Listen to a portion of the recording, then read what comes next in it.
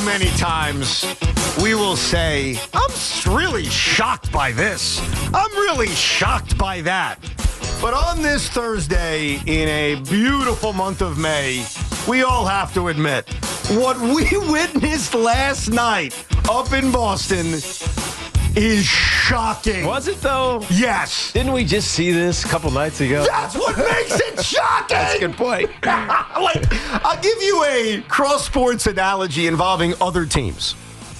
When the Yankees came back in Game 5 of the World Series against the Diamondbacks in 0-1 on a game-tying home run by Scott Brosius, what made it stunning wasn't a game-tying home run, is that it was deja vu, and it happened again. When Eli Manning and the New York Football Giants beat the Patriots in the Super Bowl after the 2011 season, it wasn't necessarily stunning, Tiki, that the Giants beat the Patriots. It was that they did it again. And last night in Boston, Knicks fans, this is your day. Knicks fans, the Celtics shot 25% from three again. You guys are down by 20 late third quarter. Again. Mikal Bridges is making all-world defensive plays to win you a game.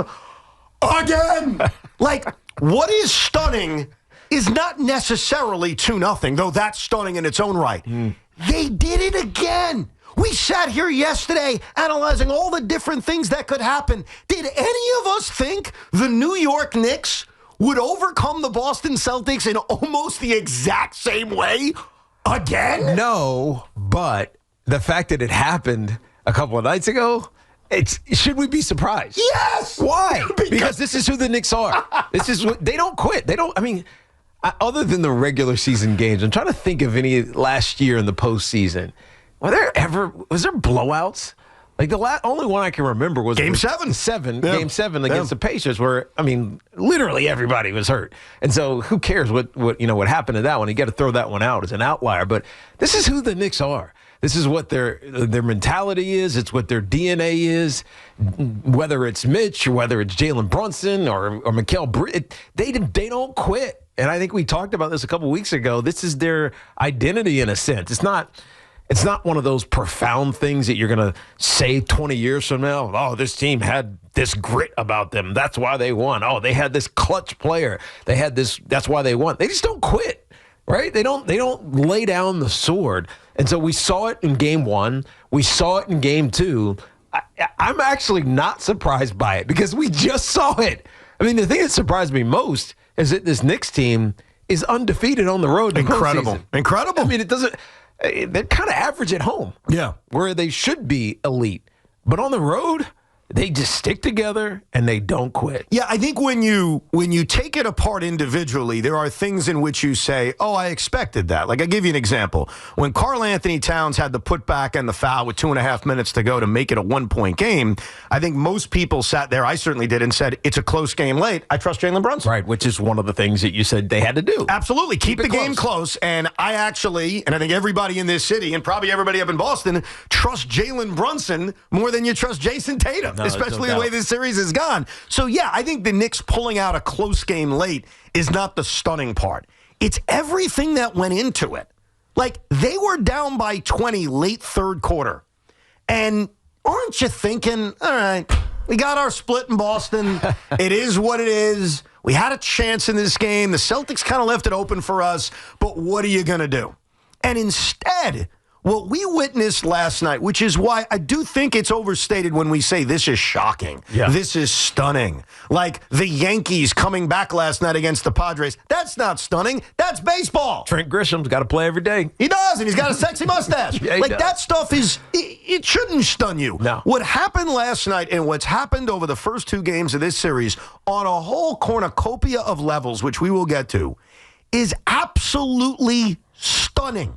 They're down by 20 in the second half to the Boston Celtics, the reigning and defending NBA champions, and they came back both times. Mikal Bridges, and look, I'm over my issues. I'm going to be an IBO when I talk about this now. I'm done. I'm going to let the past be the past. So you're finally done with the hate on Mikal Bridges, the subtle jabs, the obvious trolls.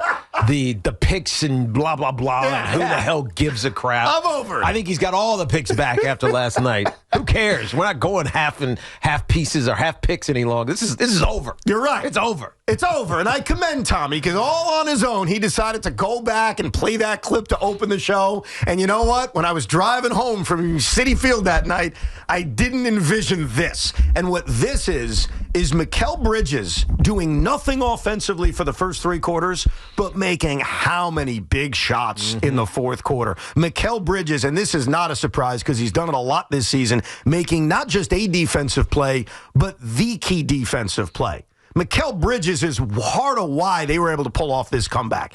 That's not necessarily the stunning part. It's everything that makes it stunning. This team is down 20 in the third quarter, and it's like, all right, time to come back.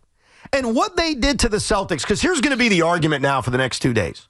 You're going to hear some Celtic fans or some in the national media say the Boston Celtics choked, which is partially true. I mean, in some ways they did. I agree. It's partially true. If you're up 20 in the third quarter and you lose, I don't care if it's a regular season game that means nothing.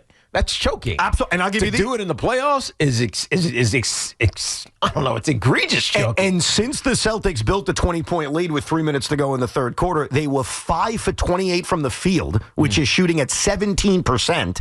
They were 2 for 14 from three, and they committed 6 turnovers. So, yes, They choked. But the other thing, and I think that you can obviously see this on the final possession, and you can see it a lot if you rewatch the fourth quarter, is some of it was stingy-ass Knick defense. True, but a lot of it wasn't. There was a lot of missed open shots. Sure. Jason Tatum had a wide-open corner 3 up 7 with 3.5 minutes to go. Absolutely. But you know what the good news is for the Knick fan today? What's that? It doesn't matter. Whether it's a Celtic choke or it's OG and Mikal being worth every freaking dime. Those are fun debates, but at the end of the day, here's the only thing that matters. 2-0. Mm-hmm.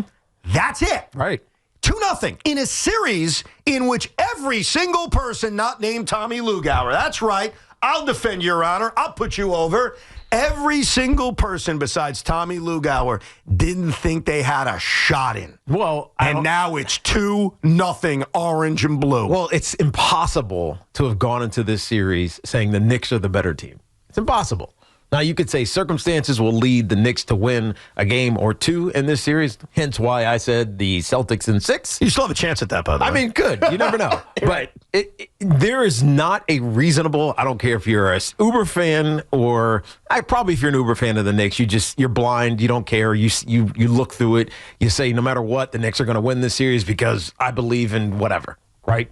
But any independent basketball observer, any IBO, any fan of any other team looks at this series and says the Boston Celtics are the superior team. They are the defending champs, and they're basically the same team. They are going to win this series, even if it gets ugly at points. Mm-hmm. And so we can reshape our mindset and our history now that they're up 2-0, but nobody coming into this series was saying, the Knicks are going to win this, and they have a great chance of going to the Eastern Conference Finals. So I apologize, Tommy. Tiki Barber gives you no respect for your Knicks and Celtics prediction. I give you Uber fan respect, right? Because that's what the Uber fan does. You believe against all odds that you have a chance. And congratulations, Tommy. You're halfway right. Thank you. I also guaranteed it, so I put my reputation for whatever that's worth on the line. Can I make a show decision here? Go ahead. After my Knicks are up 2-0? You already want to make show decisions? I sure do. All right. Going forward, we will not refer to them as the Boston Celtics. They will be known on this show going forward as the Boston Chuckers.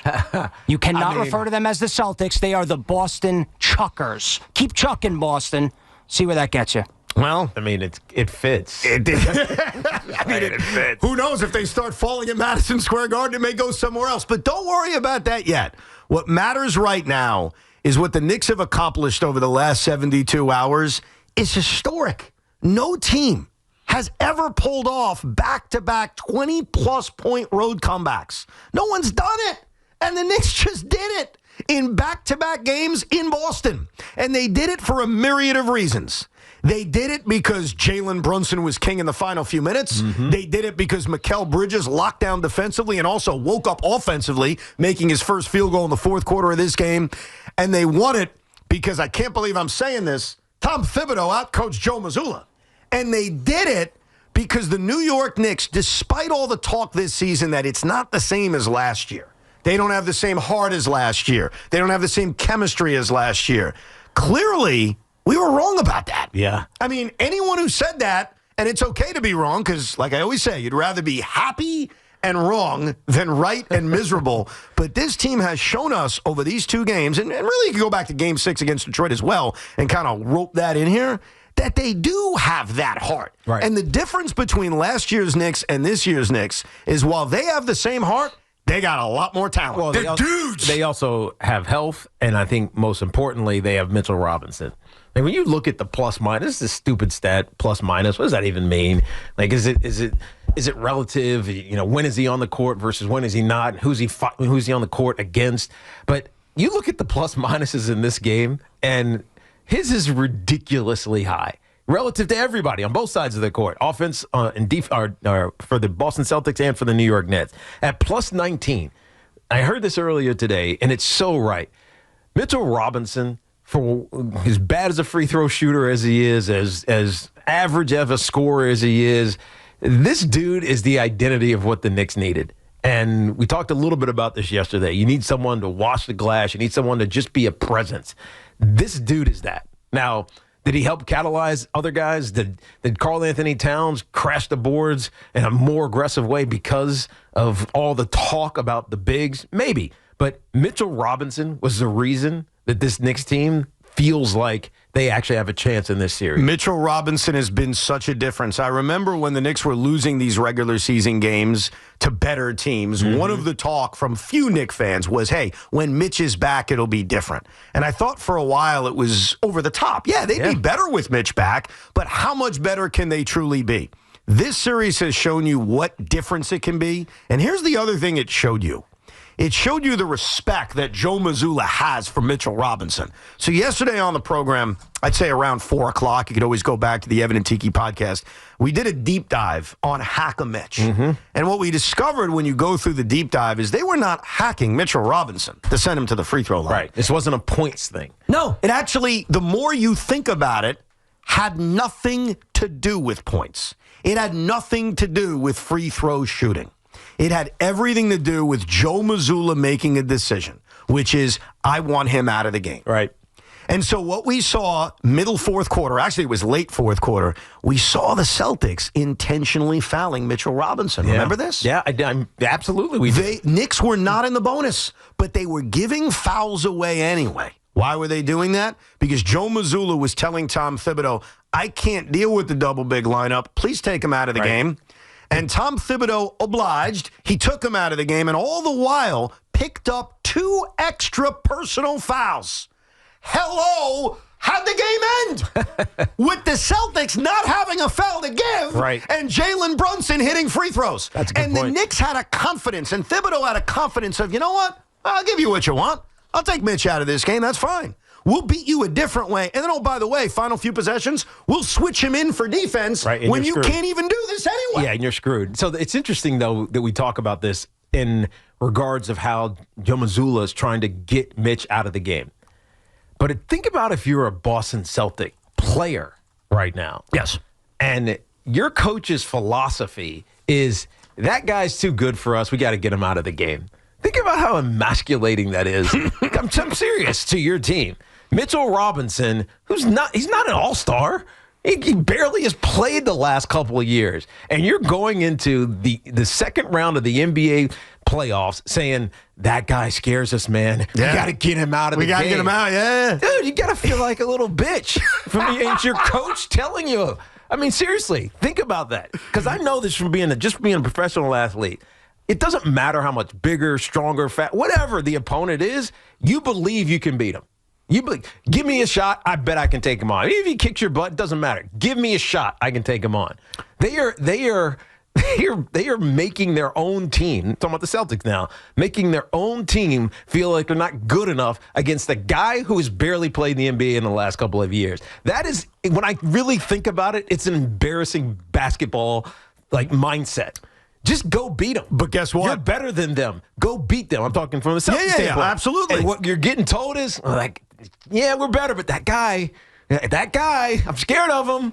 Like that, how weak is that? Let's go to the final possession of the game. Jalen Brunson makes the 2 free throws, which no one had any doubt he was going to make. King of New York. Well, clearly the king of New York. I don't even think it's worth talking about anymore. Right. Oh, it's always worth talking about. The king of New York. No, you got to dunk the football. Or slam dunk the basketball. Okay, fair enough. Did Judge go yard yesterday? Did who go yard? Judge. Who cares? No, the real king of New York, Trent Grisham. Right. That's right. 2 days ago he did. So Jalen Brunson steps up to the free throw line down by a point in the closing seconds of this game. It's not easy to make those free throws, by the way. And he makes both of them without an issue. Joe Mazzulla says, I'm not going to use a timeout. By the way, you want to know why he chose not to use a timeout? Similar to the Mitchell Robinson thing. He didn't want to allow Deuce McBride to come back into this game. Yep. That's why he did it. At least my opinion. Yep. He was like, I know what Tibbs is going to do if I call a timeout. He's going to substitute him in, right? So instead, they play it through. Yeah, and the problem is by playing it through, anybody watching that game, anybody in the TD Garden, anybody who knows anything about basketball or the Celtics knew exactly what was going to happen. Yes. They almost made it easy for the Knicks. And this is that, let's not take a shot at Mikal because Mikal put the finishing touches on it. Right. Who started that awesome defensive stand against Jason Tatum? That would be the one thing I do know about basketball. When a guy's coming up the court, cut off the lane. And that's exactly what Mitch did. Big Mitch Shut him Robinson. down. And so when you go back to don't be a little bitch, right? Joe Mazzulla knew the impact Mitch was having defensively and on that final possession. And think about the position that Jason Tatum was in, who's been god-awful in this series. And he is the ire of chance when the Celtics come to the Garden. I got a few ideas. We'll get to that later. Jason Tatum got caught in the Bermuda Triangle of Nick Dogness. Mitchell Robinson. I like that. OG Anunoby. And yes, I got nothing but respect for Mikal Bridges, who put the final touches on it. The ball is in the hands of Jason Tatum, an NBA champion, in his own building, down by a point.